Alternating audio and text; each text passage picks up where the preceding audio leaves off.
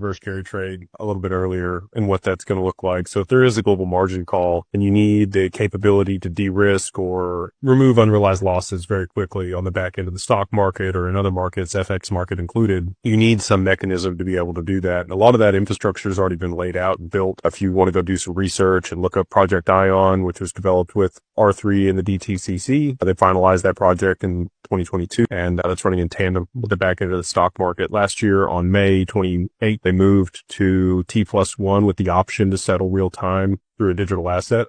It's actually literally what it says in what was passed. But there needs to be clarity. You need regulatory clarity for whatever asset's being used, and you need enough liquidity in that asset. So there's kind of a perfect storm that could transpire for the use of XRP and to drive it to pretty high values. A lot of people talk about Swift and the adoption of, XRP in that capacity. I think if you had 10% of Swift, a $50 to $100 XRP makes a lot of sense. And that's just math, supply and demand. You got 5 trillion a day that's moving across that network. The counterparties that would be transacting there would only have so much XRP. There's only so much XRP left for retail to even purchase. Maybe somewhere between $500 million and $1 billion XRP available on exchanges. The rest of it is in the escrow or in pre-allocated contracts or held by other counterparties aside from Ripple. Ripple has 4.8 billion that they're holding on their balance sheet that they use for ODL. So, if you just do the math on that, you have 5 trillion. You can use the same XRP up to 10 times a day, according to Robbie Mitchnick and his calculator that he put out, who is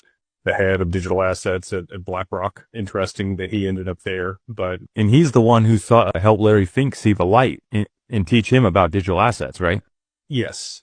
Yeah. And for him to be put in that position and then remove his time at Ripple on his LinkedIn, awful suspicious.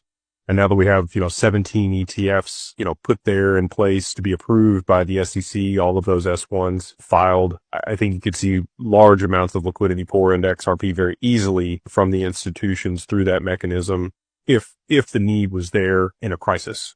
All right. So we got to have the settlement of the lawsuit. But if you were to have exchanges go illiquid because of Tether, some of the things that we discussed earlier where they become sanctioned, I'm pretty confident it was BitTrue or Bitfinex that Shane Ellis talked about, going illiquid and then driving up the price of XRP to be able to provide liquidity for their trades in the exchange. That was the 589 that everybody always talks about. But if you had that transpire along with, illiquidity in the stock market and the need to de-risk on the back end there, and they were to roll out these ETFs at the same time as the exchanges were pushing the value up, I think you could see prices driven to, 4 digits in a very short period of time with the demand that would be placed on the limited supply that's still left out there.